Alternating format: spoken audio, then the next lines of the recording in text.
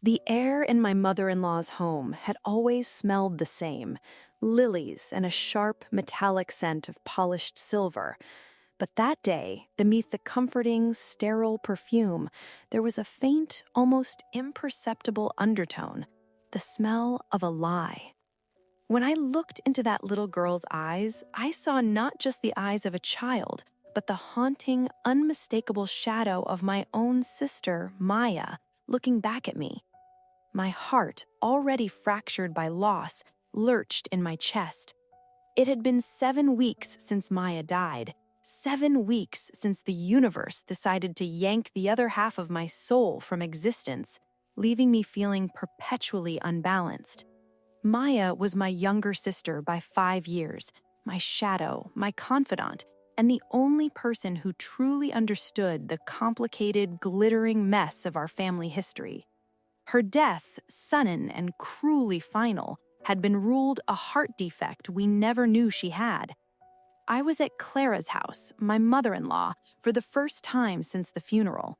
Clara lived in a massive, cold, beautiful house that always felt more like a museum than a home. My husband, Elias, had gone ahead to handle some business, leaving me to face her stoic, silver-haired mother alone. Elias and I had been married for 12 years, and in all that time, Clara had remained an impenetrable fortress of polite judgment. Our relationship was defined by distance, not malice, but distance nonetheless. I was sipping the Earl Grey she insisted on serving in impossibly thin china when the little girl tumbled into the room. Her name was Phoebe. She was 5 years old, all wild, sun-streaked hair and perpetually scraped knees. Clara had adopted her 2 years ago, a late-life surprise that stunned the entire family. Clara, who never had a warm word for her own son and only tolerated me, suddenly became a doting, hyper-vigilant mother. The story was simple. Phoebe was the orphaned daughter of a very distant family friend who had passed away tragically. Clara, being the benevolent matriarch, stepped in. It was a beautiful narrative that no one, myself included, had dared to question. Phoebe rushed in, clutching a tattered picture book, and promptly tripped over the Persian rug. The book skittered across the floor, scattering thin sheets of drawing paper. "Oh, Phoebe, darling!" Clara's voice, usually a dry, steady alto, was instantly elevated with maternal alarm. "Be careful! What has your nanny taught you about running indoors?" Phoebe, already teary, looked up, and that's when it happened. The light from the bay window hit her face just so. She had Maya's eyes. Not just the color, though they shared the exact same startlingly bright hazel, but the set of them, the faint, almost invisible arch of the brow that gave Maya her perpetually inquisitive look. It was a genetic signature I had stared at in the mirror all my life. I inhaled sharply, sloshing tea over the delicate saucer. "Are you all right, dear?" Clara asked, her eyes darting from the stain on the coaster to my face. The warmth in her voice for Phoebe vanished instantly. "I'm fine, Clara," I managed, my voice suddenly thick. I knelt down to help Phoebe gather her drawings. As I smoothed one out, I saw that it was a childish, energetic crayon drawing of a woman with long, dark hair, holding hands with a slightly taller figure. Underneath, scrawled in a shaky 5-year-old script, were the letters M-A-Y-A. My hands started to tremble. "What is this, Phoebe?" I asked, my voice barely a whisper. Phoebe's face clouded. "It's Maya," she whispered back, looking towards Clara with a worried glance. "My first mama." A terrible silence descended on the large, echoing room. Clara's breath caught in her throat. I didn't have to look up to know that her calm, collected mask had slipped. "Clara," she said, and the name felt like sand in my mouth. "Maya died 7 weeks ago. Phoebe was adopted 2 years ago. And Phoebe just called her my first mama. What in God's name is going on?" Clara walked to the window, turning her back to me. You're overwrought, Evelyn. Grief does strange things to the mind. Phoebe misses her birth mother, of course. She's 5. Children confuse things. No, I insisted, moving closer, watching the slight telltale tremor in her shoulder. Children don't draw an imaginary woman and call her Maya. They don't have my sister's eyes. Tell me the truth, Clara. What was Maya's connection to Phoebe? The lilies suddenly smelled sickeningly sweet, and the silver seemed too bright. I knew in that gut-wrenching moment that the story we had been told about Phoebe was not just incomplete, it was a careful, calculated lie. Clara turned from the window, her face pale, the usual high color drained, leaving her looking suddenly older and vulnerable. She didn't shout or deny it aggressively. Her technique was always deflection and cold intellectual superiority. Evelyn, you're indulging in melodrama. This is exactly why Elias and I often worry about your emotional stability. Don't you dare, I said, my voice low and dangerous. I had to restrain the instinct to scream, knowing that giving in to hysteria would only let her dismiss me entirely. Maya is gone, and if there is any piece of her life that I didn't know about, any piece that is connected to this child, I have a right to know. I'm her sister, her next of kin. Clara took a deliberate step back, composing herself. The momentary slip was over. She smoothed the skirt of her pristine wool dress. Very well, if it will satisfy this fixation, she conceded, using the word fixation like a lash. Maya knew the child's birth mother. They were acquaintances from a charitable organization Maya briefly volunteered for. When the mother tragically passed, Maya was the one who initially reached out to me, knowing my resources and my desire to perhaps do some good in the world. Maya facilitated the adoption. That is all. It was plausible. Too plausible. Maya was fiercely loyal and private, and she often got involved in things she kept from our immediate family, claiming they worried too much. Then why the secrecy? I asked, sinking onto the edge of the sofa, the exhaustion of the last 7 weeks weighing on me. Why not tell me that Maya was involved? It would have meant so much to me to know she did this selfless thing. Because, Clara sighed, crossing her arms, Maya was worried about her reputation. The child's background was difficult. There were certain implications. Maya was concerned it would affect her professional standing if people knew she was involved in an informal adoption process, even as an intermediary. She asked me to keep her involvement silent. She met my gaze, daring me to disbelieve her. For a moment, I almost did. It was a perfect lie, tailored to exploit Maya's known eccentricities. But then I remembered the eyes, and the name, my first mama, not my mother's friend. The doubt, once a whisper, became a dull, persistent roar in my head. I knew I couldn't press her further here. Clara would simply ice me out. I needed proof. I needed to investigate the normal life Maya had hidden from me.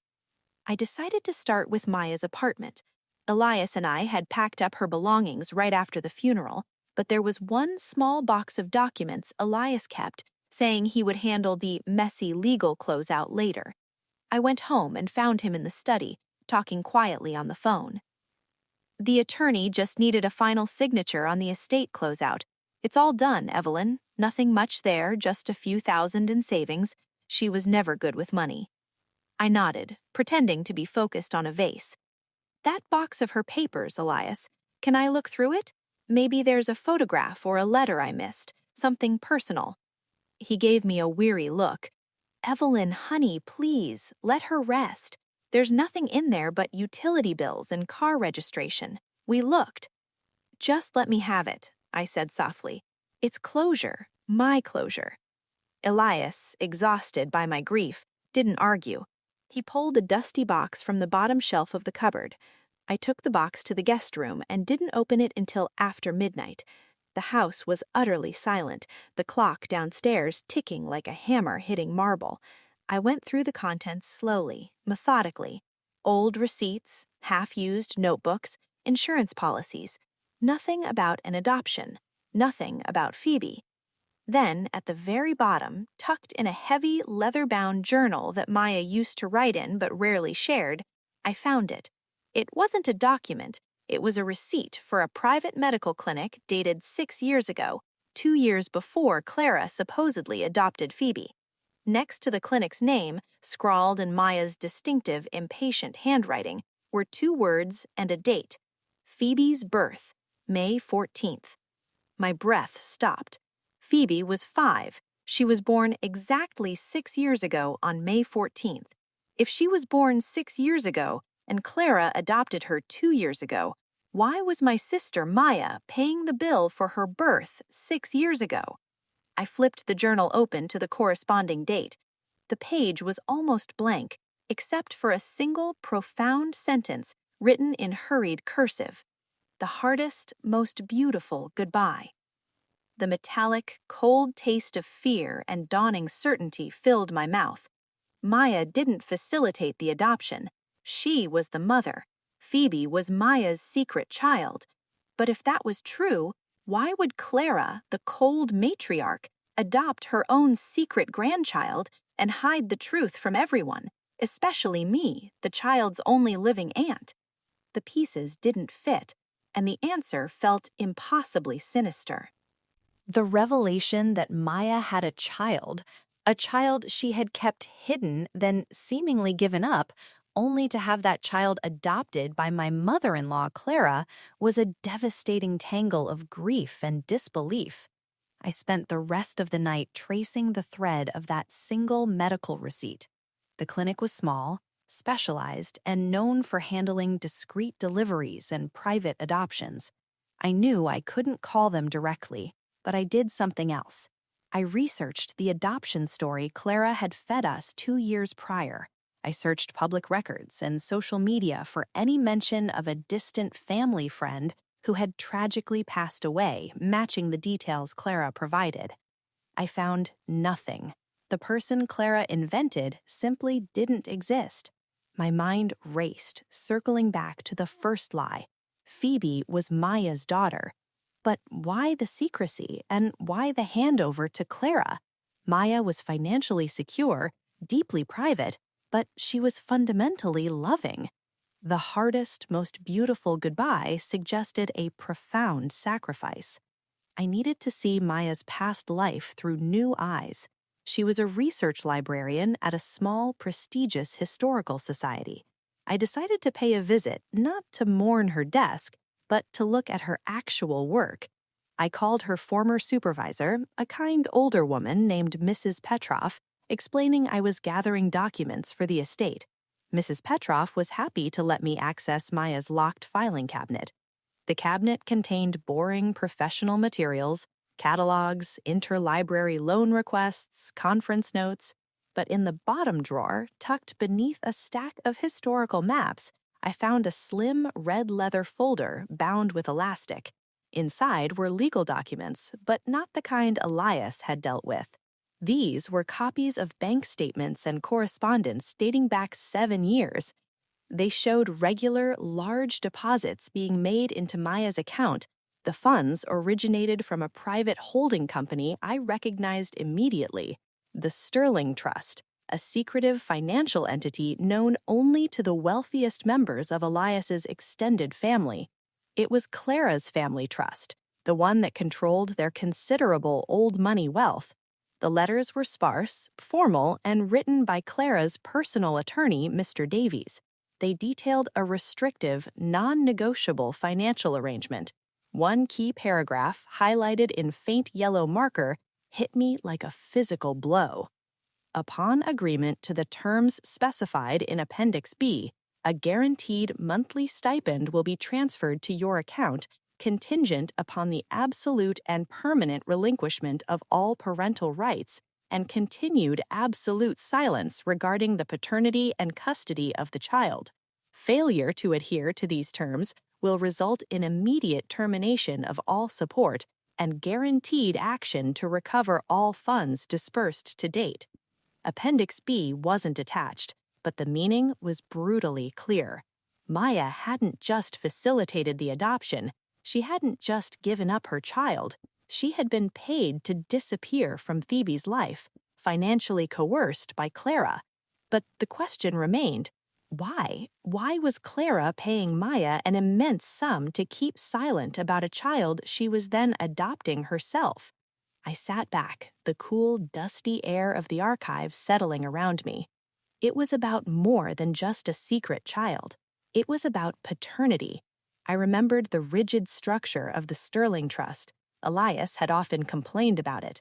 The trust stipulated that the majority of the family fortune, including the massive, untouched principal, would pass to the first legitimate male grandchild born to Elias's generation. Elias was the only surviving child, and we had never managed to conceive.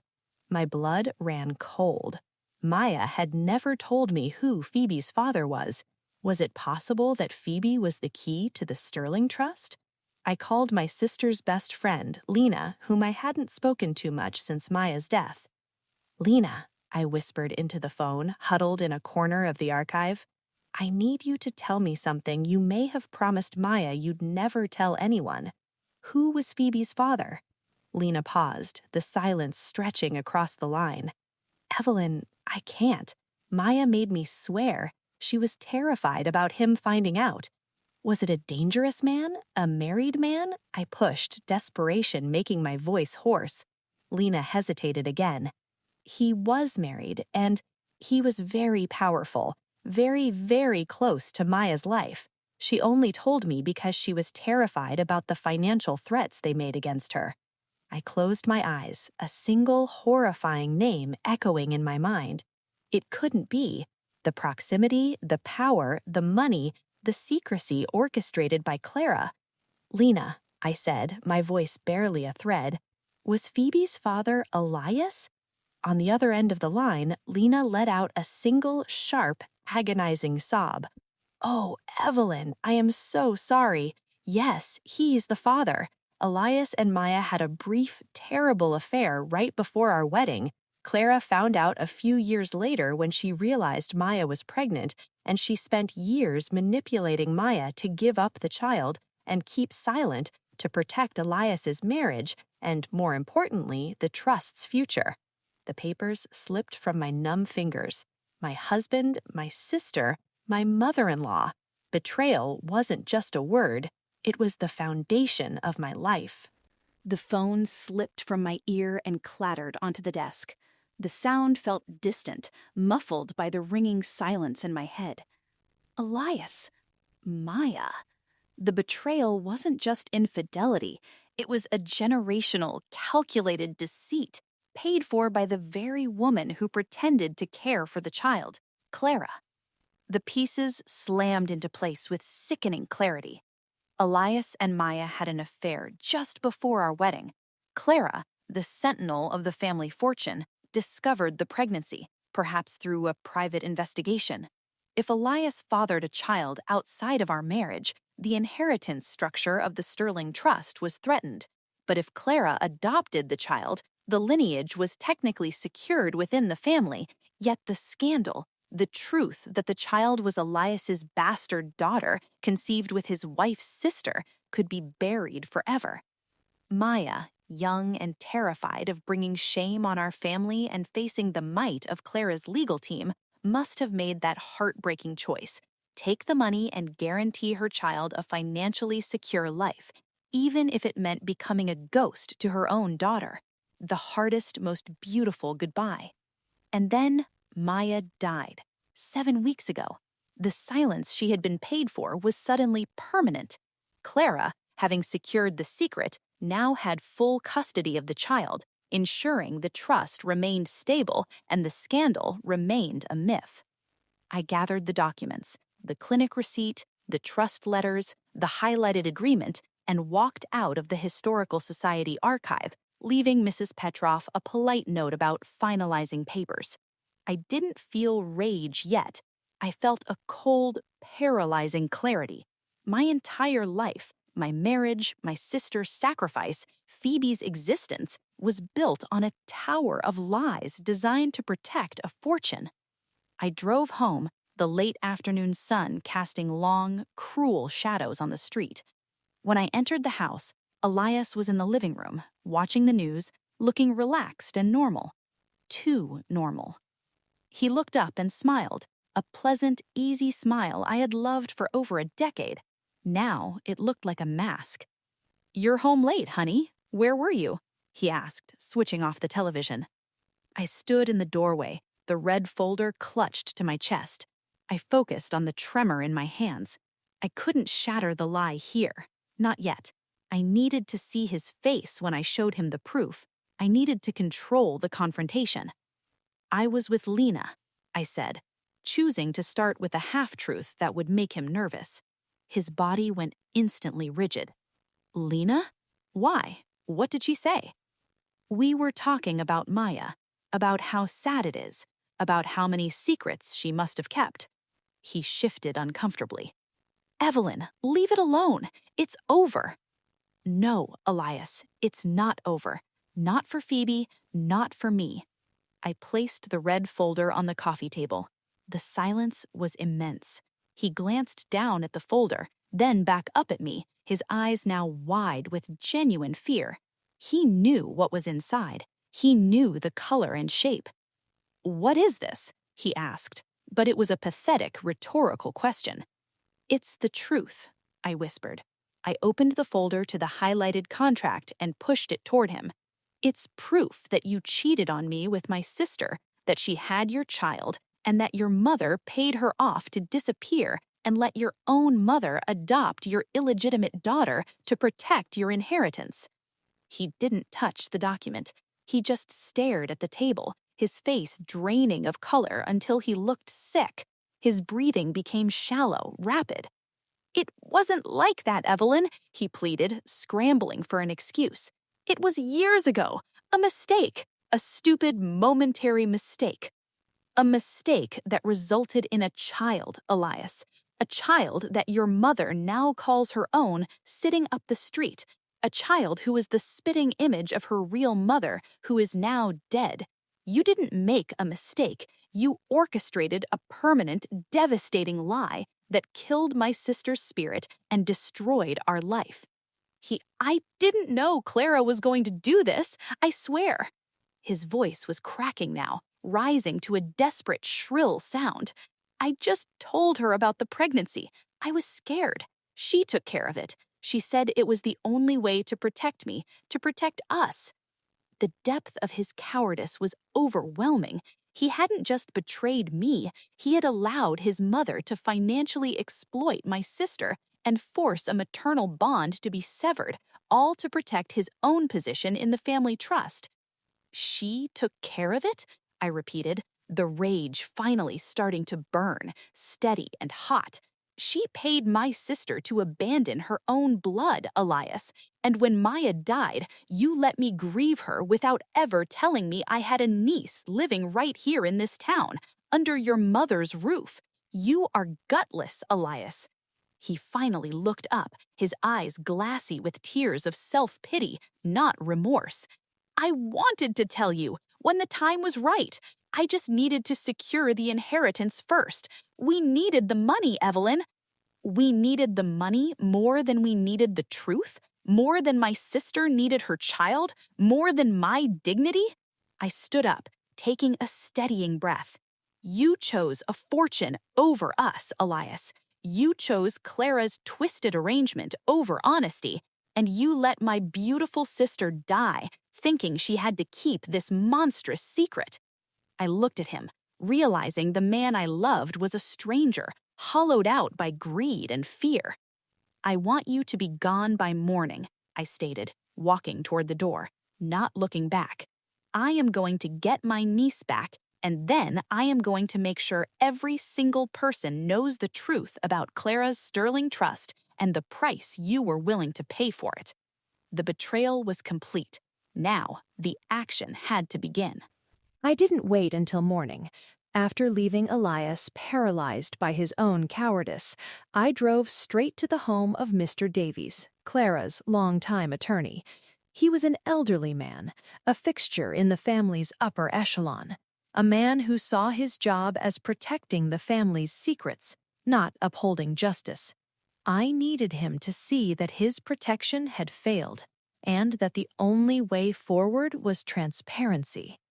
It was nearly midnight when I arrived at his dimly lit, immaculate townhome. I rang the bell until he answered, peering through the glass, his face a roadmap of confusion and annoyance. "Evelyn, this is highly irregular. You should have called." "It's about the Sterling Trust, Mr. Davies," I stated plainly, holding up the red folder so he could see the letterhead. "And about the child, Phoebe." The name of the trust and the mention of the secret was enough to make him open the door instantly. He led me into his study, a room lined with dark mahogany and the scent of aged leather and paper. I didn't waste time with pleasantries. I laid out the documents on his heavy, antique desk: Maya's birth clinic receipt, the agreement letter from his office outlining the payment for relinquishment, and the final damning piece, Phoebe's adoption certificate listing Clara as the mother, which I had secured from a courthouse contact that very evening. "Your client, Clara, coerced my sister, Maya, into giving up her biological daughter, Phoebe, who is Elias's child. She did this to secure the Sterling Trust's future. She paid Maya an exorbitant sum to vanish and keep silent. When Maya died, Clara thought she had won, but she didn't." I looked him straight in his tired, intelligent eyes. "I have the proof. I know the paternity. And I know that the adoption was secured by fraud and coercion, designed to hide the biological father's identity, who happens to be the son of the adoptive mother. That is a massive legal and ethical violation." Mr. Davies was silent for a long moment. He didn't deny anything. He just adjusted his gold-rimmed glasses and began to read the documents, his movements slow and deliberate. "Mrs. Elias," he said, using my married name, "you must understand, my loyalty is to the preservation of the family. Clara acted out of an intense desire to protect the legacy. It was a terrible secret, yes, but intended to minimize damage." "Damage to what, Mr. Davies? To the trust or to the human cost? My sister's heart was broken. My marriage is over, and a 5-year-old child is living a lie that could destroy her when she eventually learns the truth." "What is your demand?" he asked, cutting to the chase, his legal mind taking over. "My demand is simple. I want custody of Phoebe. I am her aunt, her only living blood relative besides Elias, who is incapable of protecting her. I want the truth to be officially documented, correcting the adoption records, transferring guardianship to me, and recognizing Phoebe's true paternity." He shook his head slowly.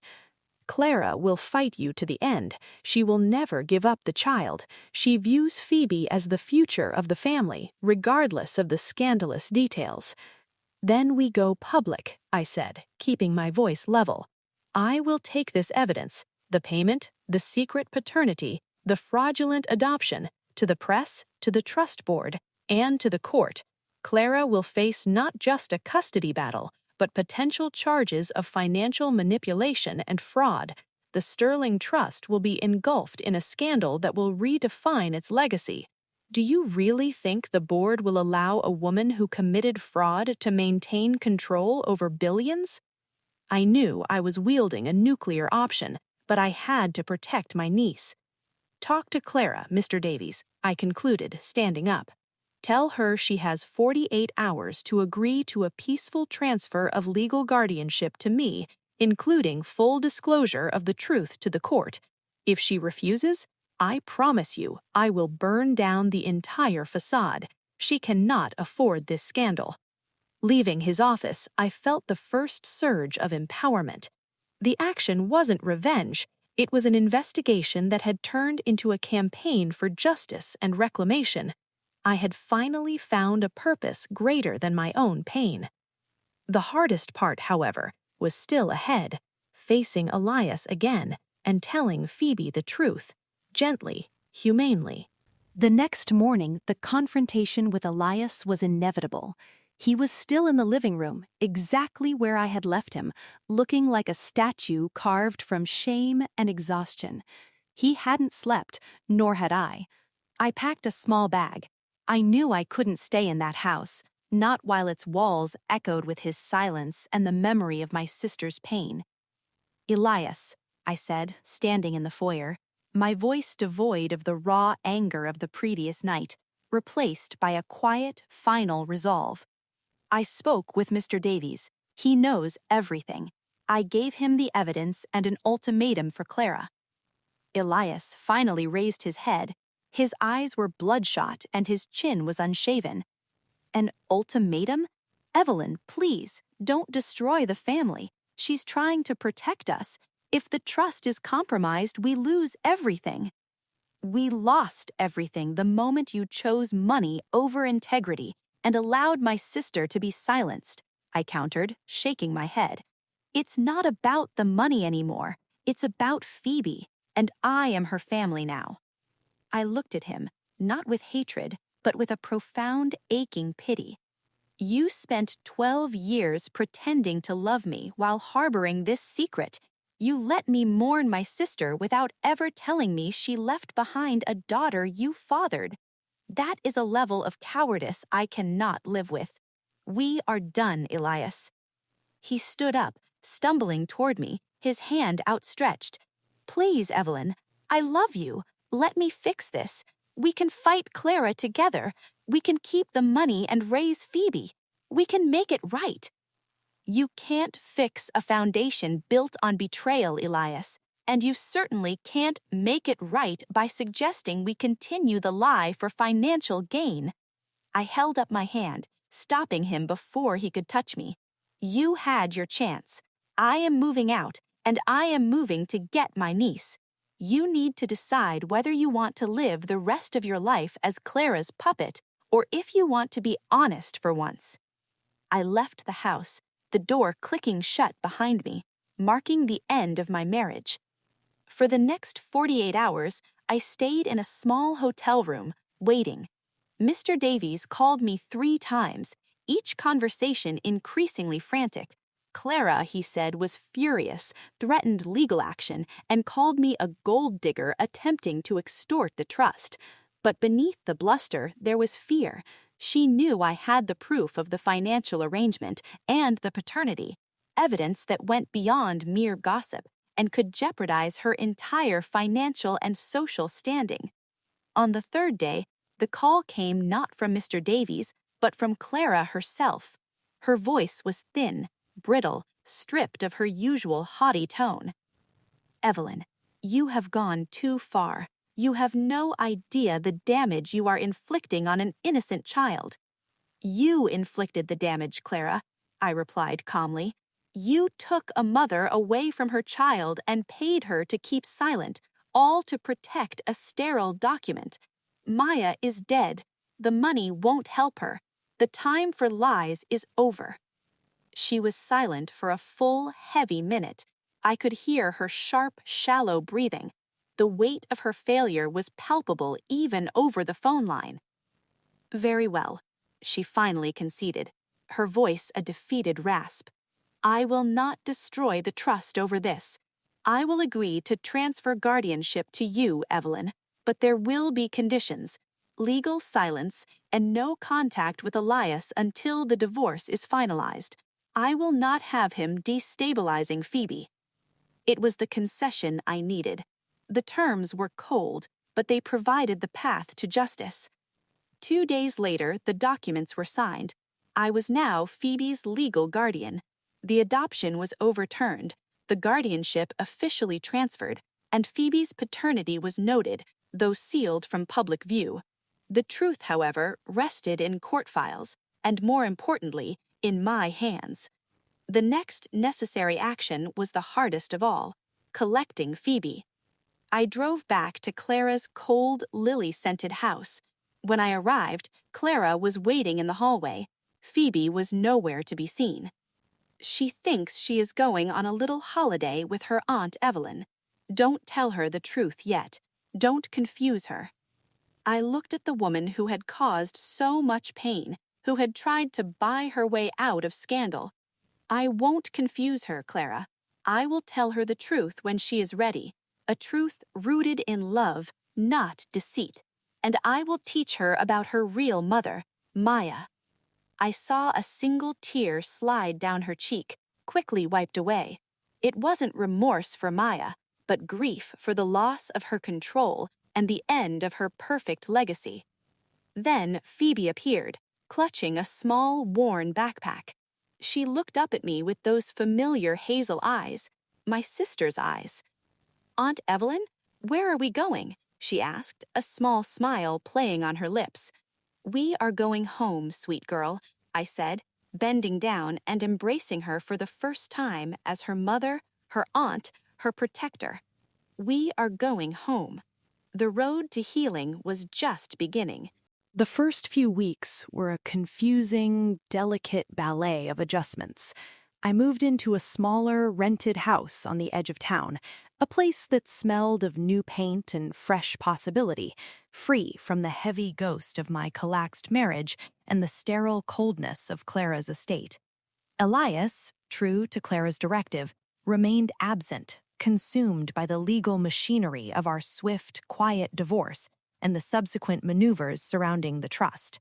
Phoebe, surprisingly resilient, viewed the move as an adventure. She loved the small backyard and the freedom from Clara's rigid schedule, but she was searching, constantly testing the boundaries of her new reality.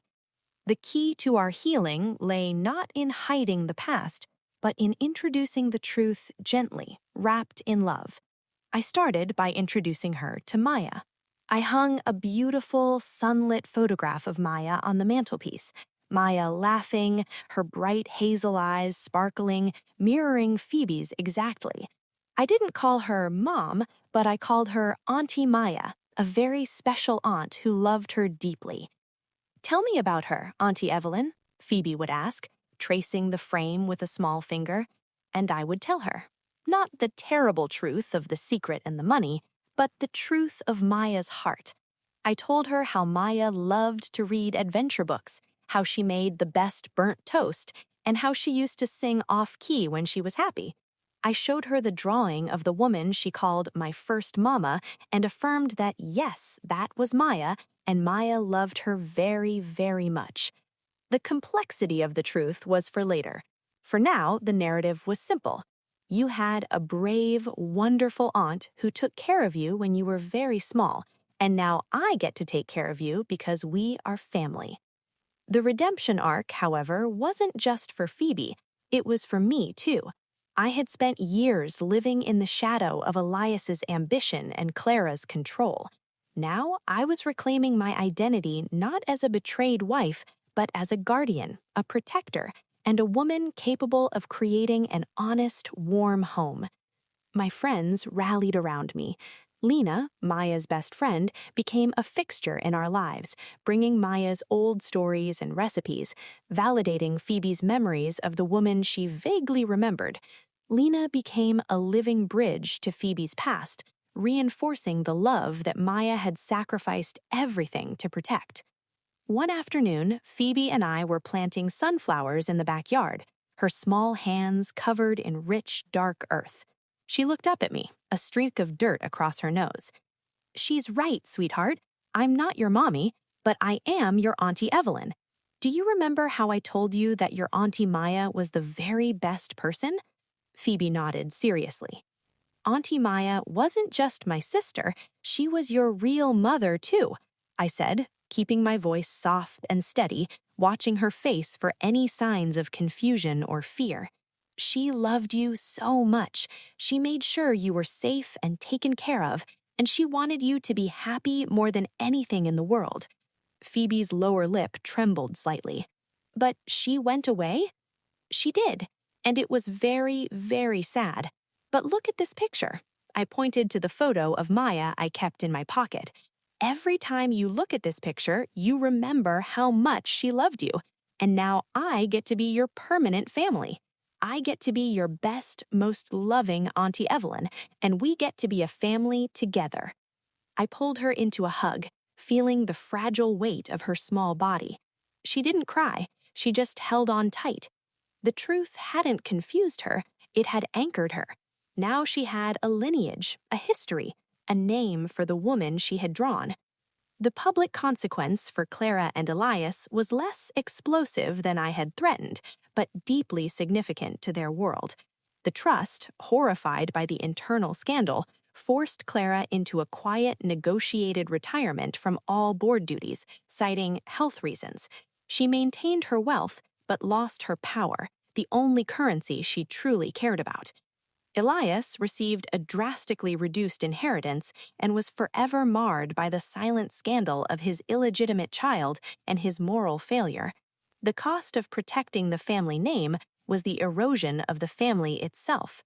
I never saw Elias again after our final divorce proceedings. The silence was clean, dignified, and final.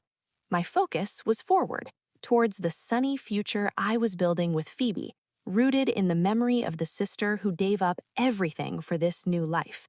I had justice, but more importantly, I had a new beginning. The scent of sunflowers fills this new kitchen, a sweet, earthy smell that is the complete opposite of the sharp, metallic lilies that once defined my life. It has been 2 years since I packed that small bag and walked away from the life of silence and lies that Elias and Clara built. When you go through a betrayal this profound, when the people you trusted most use your own sister's body and heart as a transaction for money, you realize that love isn't just a feeling. Love is action. It is the brave, heartbreaking choice Maya made to give her child a better chance, even if it meant giving her up. And it is the hard, necessary action I took to dismantle the lie and bring her home. Phoebe is thriving. She knows her mother's name, and she knows she is loved by her Auntie Evelyn. We look at Maya's picture every night, and I tell Phoebe one new memory about the woman who shares her eyes. We honor Maya's sacrifice, not by pity, but by living a life full of truth and warmth. The financial security that Clara tried so desperately to protect crumbled, not because I was greedy, but because she valued a fortune over a human soul. And my own life, which seemed irreparably shattered, has become something real, grounded, and infinitely more valuable. I found my purpose in the middle of my pain. I often reflect on the moment I saw those little drawings scattered on the floor, the moment the smell of those fresh lilies felt like the stench of decay. It only takes one small clue to unravel a lifetime of deceit. My lesson is this: never let the fear of losing money or status keep you silent when the truth involves protecting the innocent. Dignity is the only thing worth fighting for, because you can always rebuild your life, but you can never rebuild a shattered moral compass. Tell me, dear friends, if you had discovered that your mother-in-law had paid your sister to give up your husband's secret child, what would the very first thing you have done? Would you have pursued the financial justice, or focused purely on the child's well-being? Thank you for listening to my story. Please remember to subscribe and share your own thoughts in the comments below. Your support allows us to keep bringing these real-life, human stories to light.